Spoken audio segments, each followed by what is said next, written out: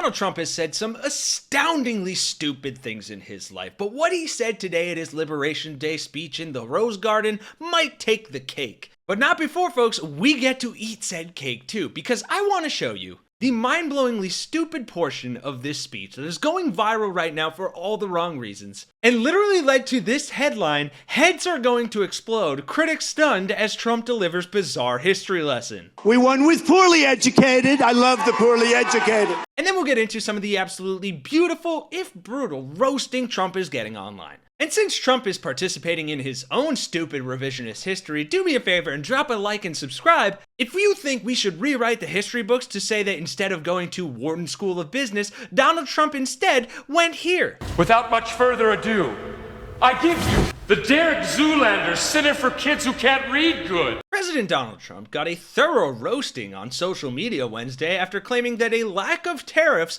caused the country to spiral into the Great Depression in 1929. Trump made the remarks that we'll see in a second during a Rose Garden appearance touting his Liberation Day tariffs as the hand-picked audience that included Vice President J.D. Vance, Secretary of State Marco Rubio, and Michigan auto workers applauded. Stupid invariably is as stupid does. Trump said he would use the occasion to sign, quote, "a historic executive order instituting reciprocal tariffs on countries throughout the world." And then Trump gave a history lesson of sorts. Take a listen. So much money, they actually formed a commission to determine what they were going to do with the money, who they were going to give it to, and how much.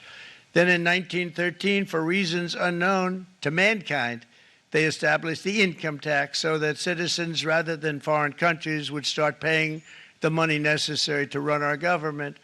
Then in 1929, it all came to a very abrupt end with the Great Depression, and it would have never happened if they had stayed with the tariff policy. It would have been a much different story. They tried to bring back tariffs to save our country, but it was gone. It was gone. It was too late. Nothing could have been done. It took years and years to get out of that depression, far longer than even FDR had that office right over there for a long period of time.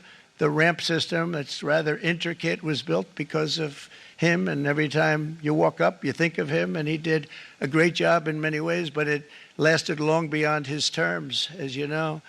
But it's not too late any longer, and we're going to start being smart, and we're going to start being very wealthy again. We're going to be wealthy as a country because they've taken so much of our wealth away from us. We're not going to let that happen.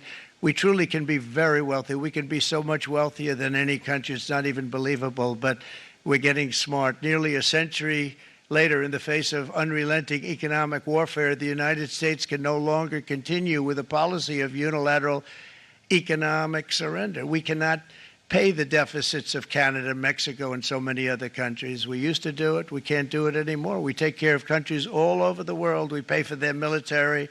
We pay for everything they have to pay, and then when you want to cut back a little bit, they get upset that you're not taking care of them any longer. But we have to take care of our people, and we're going to take care of our people first, and I'm sorry to say that. Now, if that absolute dementia diarrhea had you saying, "Daddy, chill." What the hell is even that? you're far from alone. First, you had Brian J. Karam chiming in on Blue Sky saying, now, according to Trump, the Great Depression would have never happened if we had tariffs in 1929. We did.